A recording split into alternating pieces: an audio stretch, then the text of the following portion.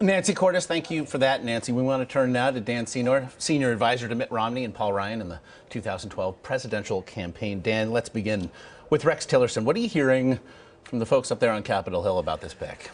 Well, I think the Democrats will be pretty unified in opposition to him, primarily because of climate change issues. And ExxonMobil is one of the largest companies in the world, certainly the largest energy company in the world, but also because of the timing of the news we're getting on the Russian hacks and the complete, as we see this morning out of Syria, the complete failure of our policy vis-a-vis Putin, and concerns that he has a relationship, too close a relationship with Putin.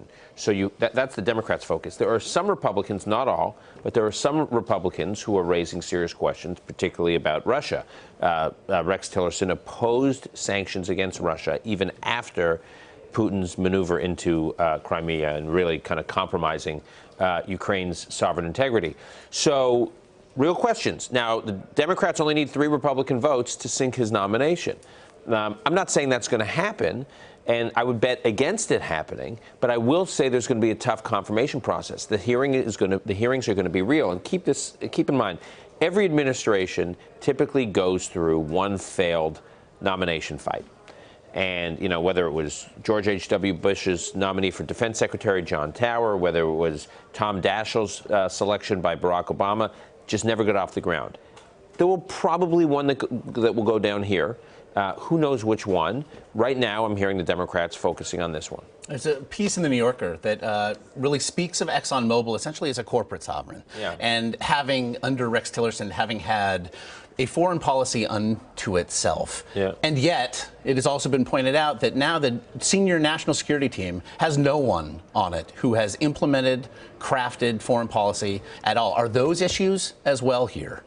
Yeah, I mean, look, there's I think Trump's building out his national security team. It involves a lot of things. It involves diplomacy experience, national security experience. It involves management experience. The State Department has 60, 70,000 employees. It's a sprawling, confusing, often non-responsive bureaucracy. So the job of Secretary of State is not only managing the building, managing this massive global operation, but is also strategically guiding it. And, you know, running ExxonMobil is big and it's impressive. It's not running the State Department.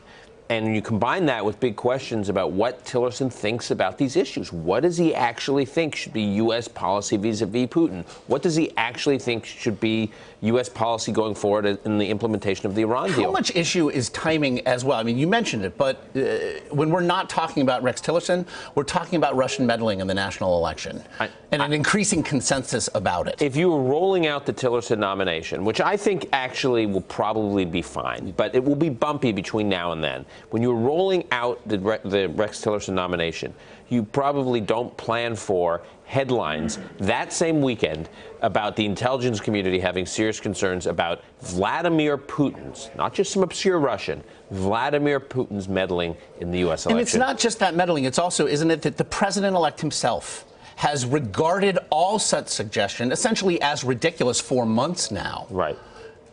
Well, yeah, absolutely, and is now getting into a public spat with the intelligence community over it. And he, during his campaign, has talked about a realignment with Russia and the U.S. relationship with Russia. So now you are seeing, you know, him appointing people who could be the sort of manifestation of that, and that's where the serious questions will start to come in.